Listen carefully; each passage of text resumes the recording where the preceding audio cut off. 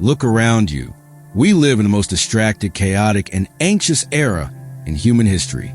Never before have we been bombarded by so much noise, so many opinions, so many demands, so many notifications screaming for a piece of our attention.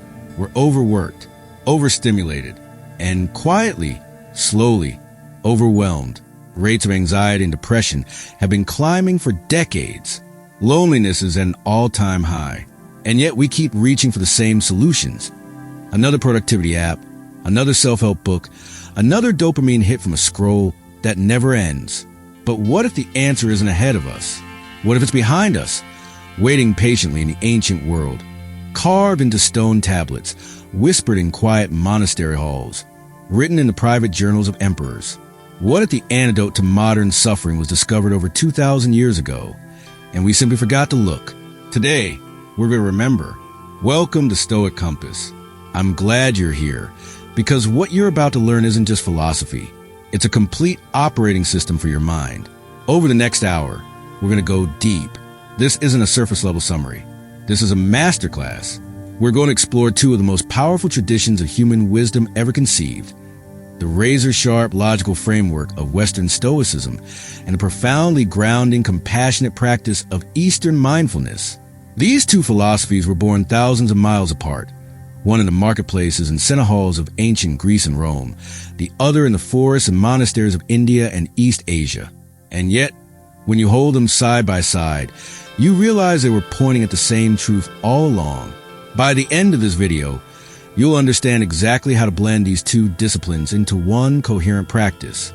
You'll know how to control your emotional reactions, anchor yourself in the present moment, break free from anxiety, and build a kind of deep, unshakable resilience that most people only dream about. So take a breath, get comfortable, and let's begin.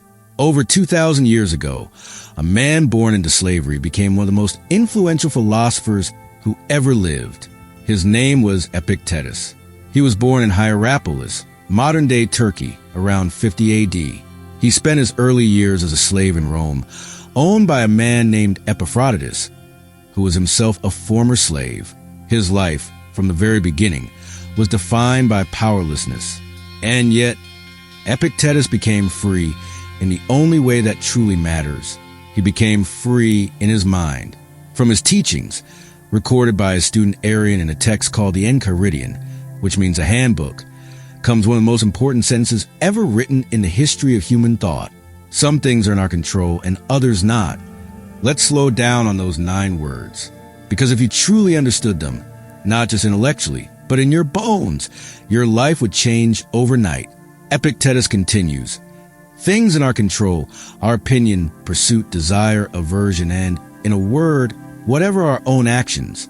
Things not in our control are body, reputation, command, and, in one word, whatever are not our own actions. Let's break this down into plain language. What is in your control? Only this: your thoughts, your choices, your responses, the way you interpret what happens to you, the values you choose to live by, the effort you decide to bring to each moment. That's it. That is the complete list. What is not in your control? Almost everything else. The economy, other people's opinions of you, your boss's mood, traffic, the weather, whether the presentation goes well, whether they call you back, whether the diagnosis is good or bad. Now, here's the critical question. What percentage of your daily mental energy do you spend on things outside your control? For most people, if they're honest, the answer is somewhere between 70 and 90%. We worry about what people think of us. We replay conversations we can't change. We stress about outcomes we can't guarantee. We lie awake imagining futures that may never arrive. Epictetus would call this a catastrophic misuse of the one resource you actually own: your attention. Neuroscience has a name for the brain region responsible for this kind of worry. It's called the default mode network, or DMN. When your mind is idle, when you're not actively focused on a task, the DMN activates. And what does it do? It ruminates, it replays, it projects, it catastrophizes. Studies from Harvard and MIT have shown that the average person spends nearly 50% of their waking hours with a mind that has wandered away from the present moment. and that this mind wandering is directly correlated with lower happiness. Epictetus, writing with no knowledge of neuroscience, diagnosed this exact problem 2,000 years ago, and his prescription was simple, ruthless, and completely effective. Draw a clear, hard line. On one side of the line, everything within your control. This is where you invest your energy, your creativity, your passion. On the other side, everything outside your control.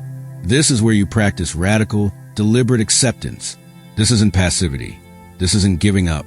This is the most intelligent allocation of mental resources possible. Think of it this way. Imagine you're an archer. You've trained for years.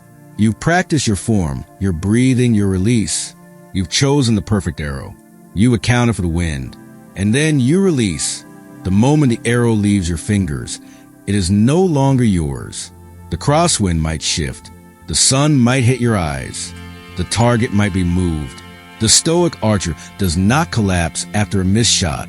The Stoic archer asks one question. Was my preparation, my form, and my release as good as they could possibly be? If yes, then the outcome, whatever it is, was the best possible result given reality. This is the dichotomy of control and action. Full commitment to the process. Complete release of the outcome. Take a moment right now to think about one thing that's been draining your mental energy lately. Is it truly in your control? Or are you suffering over something that was never yours to begin with?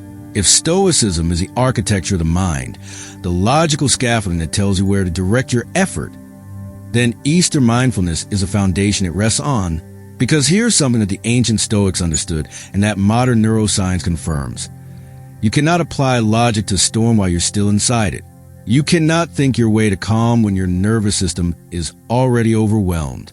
You need an anchor, something that brings you back to the body, to the breath, to this moment, before you can apply any philosophy at all. That anchor is mindfulness. Let me tell you two stories. They happened centuries apart, on opposite sides of the world, but they point toward the same truth. In the winter of 170 AD, the Roman Emperor Marcus Aurelius was camped on the frozen banks of the Danube River, leading his legions against the Germanic tribes in a brutal, grinding campaign known as the Marcomannic Wars. He was cold. He was exhausted. Men were dying around him. And at night, by candlelight, instead of collapsing into despair, he wrote, not orders, not battle plans. He wrote to himself, private reflections, never intended for anyone else's eyes, a daily practice of examining his own mind, questioning his own reactions, grounding himself in what he could control. These writings survived. We know them today as the Meditations, and they remain one of the most intimate, honest, and psychologically sophisticated documents in all of Western literature. In one entry, he wrote, you have power over your mind, not outside events. Realize this, and you will find strength. In another, confine yourself to present. Over and over, in the middle of war, in the middle of empire, in the middle of loss, Marcus Aurelius returned to one practice. Not victory, not legacy, not the future, the present moment. Nearly 2,000 years later, on the other side of the world, a young Buddhist monk named Thich Nhat Hanh found himself living through one of the most violent conflicts of the 20th century. The Vietnam War. Bombs were falling. Villages were being destroyed. His fellow monks were being killed. The suffering was immense and immediate, and Thich Nhat Hanh's response became a revolution in human thought. He developed what he called Engage Buddhism, the practice of bringing mindfulness not into a retreat center or a quiet monastery, but directly into the chaos of the world. He organized relief efforts. He helped rebuild bombed villages. He cared for war orphans. He walked slowly, deliberately, with full attention through devastated landscapes. He later wrote about walking meditation. Walk as if you are kissing the earth with your feet. And when asked how he maintained peace amid such violence, he said something that stopped people cold. He said, the present moment is the only moment available to us, and it is the door to all moments. Think about that. Marcus Aurelius and Thich Nhat Hanh never met. They lived on opposite ends of history and culture, but in the midst of war, loss, and chaos, they arrive at the same place, the present moment, not as an escape, not as denial, but as the only ground stable enough to stand on. And this is where Stoicism and mindfulness fuse together into something more powerful than either one alone. Stoicism gives you the map, telling you what deserves your energy and what doesn't. Mindfulness gives you the vehicle, training your nervous system to be present, calm, and awake enough to actually use that map. Without mindfulness, Stoic philosophy is just words. You can read Marcus Aurelius and feel inspired for 20 minutes, then go back to anxious scrolling.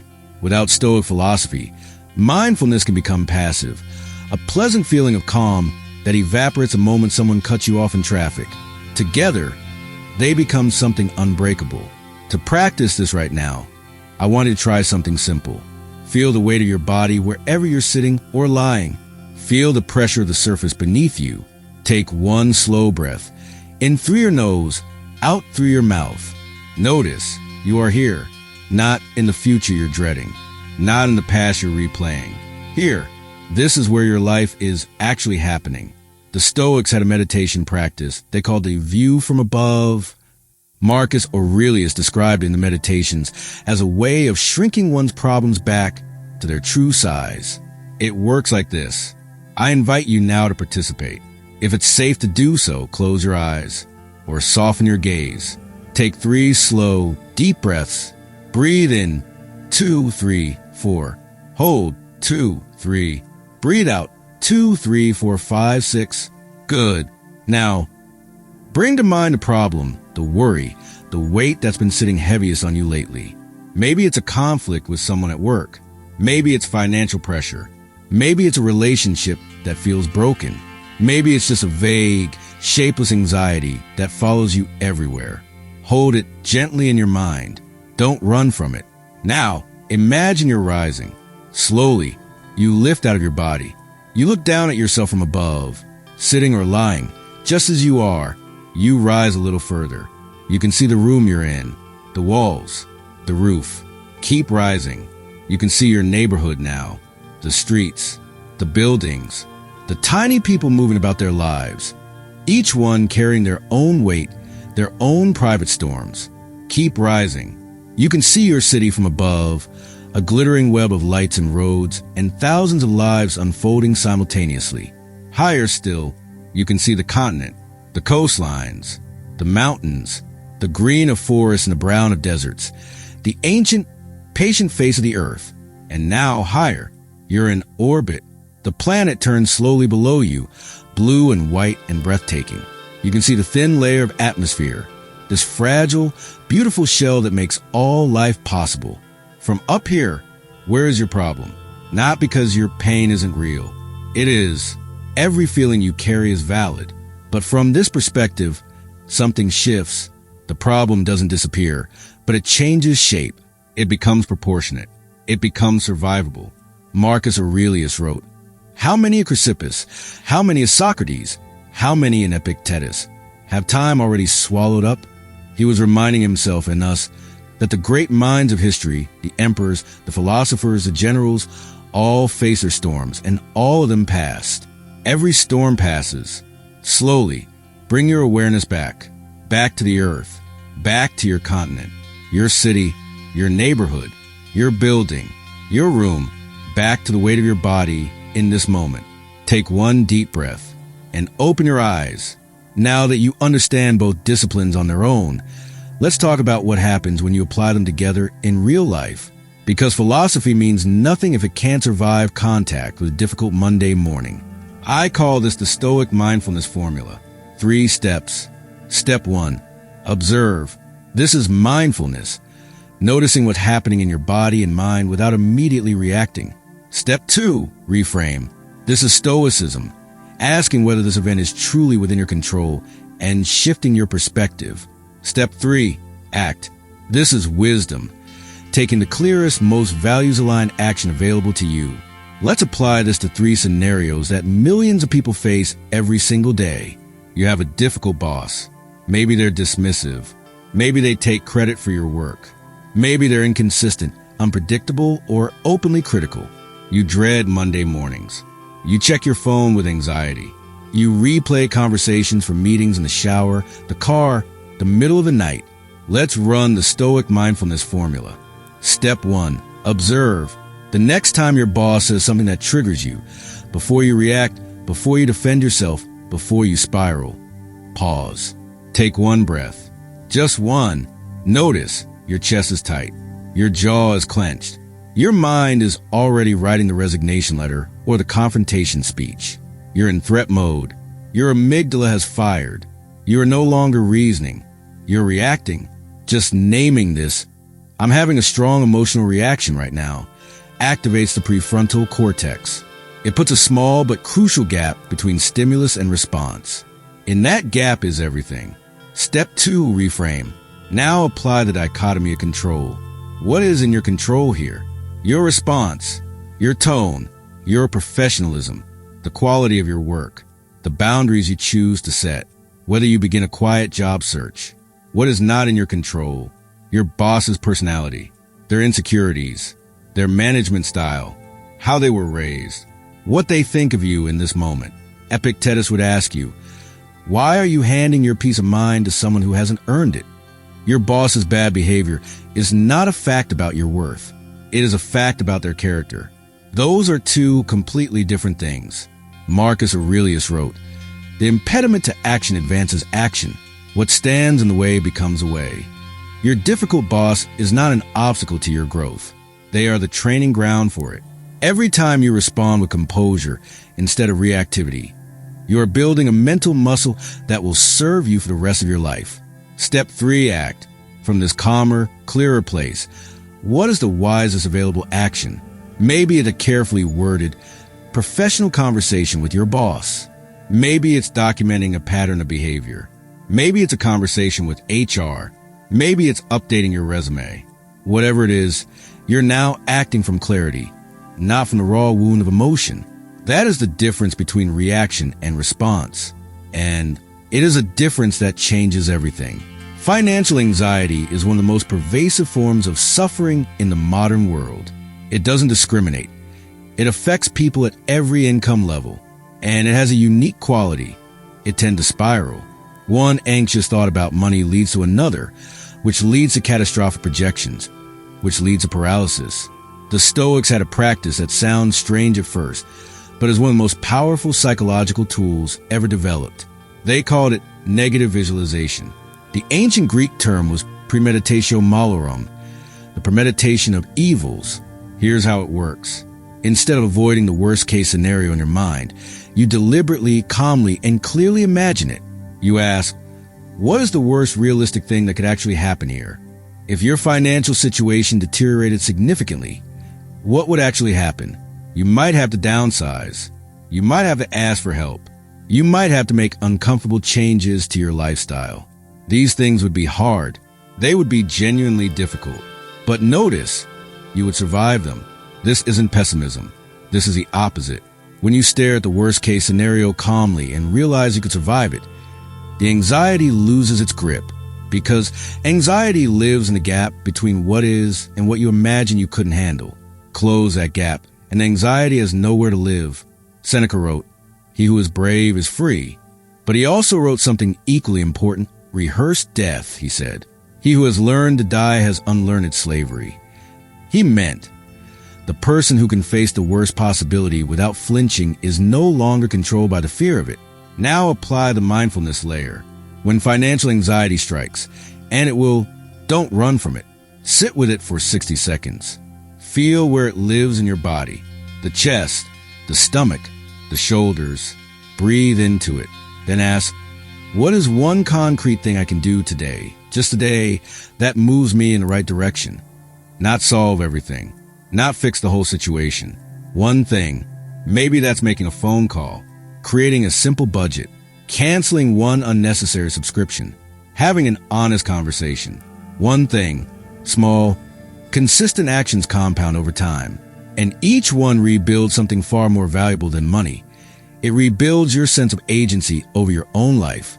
There's a particularly modern form of suffering that the Stoics never faced, but would have recognized instantly: the comparison trap. Social media has given us a window into thousands of other people's lives. But here's the critical truth. You're seeing their highlight reel, their best moments. carefully selected and filtered and lit. You're comparing your behind the scenes to their finished film. The Zen Buddhist tradition has a concept for this. It's called non-attachment, and it's frequently misunderstood. Non-attachment doesn't mean not caring. It doesn't mean being cold or indifferent to beauty, success, or love. It means this: you can appreciate something fully without making your peace of mind conditional on having it. You can admire someone's success without needing it for yourself to feel okay. You can see beauty in someone else's life without deciding that yours is lacking. The Buddha described a cycle he called tanha, craving. He taught that suffering arises not from the external world, but from our insistence that the world be different from what it is, from our habit of turning every observation into either "I need this" or "I'm afraid of losing this." Now at the Stoic lens, Marcus Aurelius wrote, "Very little is needed to make a happy life. It is all within yourself, in your way of thinking." He was not dismissing ambition. He had enormous ambitions. He was Emperor of Rome. But he understood that the source of peace is internal, not external, and that no amount of external acquisition could replace it. So the next time you feel that familiar pang while scrolling, that subtle but corrosive sense of "they have more, they're more," try this. Stop. Put the phone down. Take one breath. Ask yourself, whose life am I actually living right now? Then look around at your actual life, the real texture of it, the people in it, the quiet moments, the skills you built, the challenges you survived. This is not a consolation prize. This is the only life you have, and it is enough. Philosophy without practice is just entertainment. Every insight you've gained in this video will evaporate within 24 hours unless it's anchored in daily habit. The Stoics understood this. Marcus Aurelius didn't just read philosophy. He practiced it every single morning, every single evening, for decades. So let's build your practice. 2 bookends, morning and evening, before the noise of the day begins, before the email, the news, the demands. You need a moment that belongs entirely to you. Step 1, the mindfulness breath. 3 minutes. Sit comfortably. Close your eyes. Place one hand on your chest, one on your belly. Take 5 slow, deliberate breaths. Feel your chest rise and fall. Feel your feet on the floor. Don't try to empty your mind. That's a myth. Just observe your thoughts like clouds passing across the sky. They're there. You see them, but you are the sky, not the clouds. Step 2, the Stoic morning question. 2 minutes. Marcus Aurelius began each day by asking himself a single question. What am I going to encounter today that might test my virtue, and how will I meet it? He was pre-planning his response to difficulty, not dreading it, preparing for it. Try writing the answers to these 3 prompts in your journal. 1. Today I may encounter. Name something challenging that's likely to happen. 2. My Stoic response will be, decide in advance how you'll handle it. 3. The one thing in my complete control today is anchor your intention. This takes 4 minutes, and it changes the entire character of your day. Instead of reacting to whatever happens, you're already one step ahead. You've already met the difficulty in your imagination. Calmly, wisely, clearly. Step 3. Set your intention 1 minute. Choose one value to carry through the day. Just one. Patience, presence, courage, honesty, generosity. Write it at the top of the page. Return to it if the day gets hard. The ancient Stoics also had an evening practice. Seneca wrote about it beautifully. When the light has been removed and my wife has fallen silent, aware of the habit that's now mine, I examine my entire day and go back over what I've done and said. This is your evening ritual. Prompt 1. What went well today? We have a strong negativity bias. Our brains are wired to remember threats, not victories. So we must deliberately counteract this. Name at least one thing that went well, no matter how small. Prompt 2. What challenged me, and how did I respond? Not what went wrong, because that implies failure, but what challenged you. And the more interesting question, how did you meet it? Were you reactive or responsive? Did you act from your values or from your wounds? This is not self-criticism. It's self-examination. There's a profound difference. Prompt 3. What am I grateful for? Gratitude is not a soft concept. It is a neurological intervention. Research from UC Berkeley and the Greater Good Science Center has consistently shown that regular gratitude practice measurably reduces cortisol, improves sleep, and increases life satisfaction. Seneca would have called this a form of negative visualization in reverse, appreciating what you have by recognizing how quickly you could lose it. Prompt 4. Who am I becoming? This is the long view question. Am I moving toward the person I want to be, or drifting away from them? Not dramatically, not perfectly, but directionally. Am I pointed the right way? 5 minutes. Every evening. That's all. Not because you'll become perfect, but because you'll become conscious. And conscious people change. You've made it to the final section of this masterclass. And I want to close with something that goes deeper than technique. Throughout this entire video, we've been building a structure, a framework, a set of practices. But the real question isn't whether you know these ideas. It's whether you'll live them. Here's a truth that the ancient masters understood, that the self-help industry spends millions of dollars trying to obscure. Growth is not comfortable. Every Stoic philosopher, without exception, taught that difficulty is not the opposite of the good life. Difficulty is the material the good life is made from. Seneca wrote, "It is not that I am brave, it is that I know what is worth fearing." Marcus Aurelius, writing in the middle of war and plague and political intrigue, described his daily practice of returning over and over to the same ground, not because it was easy, because it was necessary. Thich Nhat Hanh, who spent decades in exile, unable to return to his homeland, wrote, "Because you are alive, everything is possible. Not everything is easy. Not everything is fair. Everything is possible." There's an image I want to leave you with. You are not the storm. You were never meant to be the storm. You are the lighthouse. The storm comes, and it will always come. Difficult people, financial pressure, health fears, loss, uncertainty, the endless, churning chaos of a world that will never fully cooperate with your plans. And none of that is within your control. But the lighthouse doesn't move. It doesn't argue with the storm. It doesn't panic. It doesn't burn brighter to fight the darkness or dim itself to avoid the wind. It simply stands. It simply shines. And ships find their way home because of it. That is what you are building.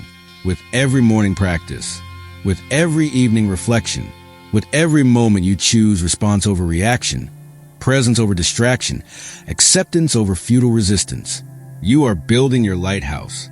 And here's what no storm can touch: your capacity to choose.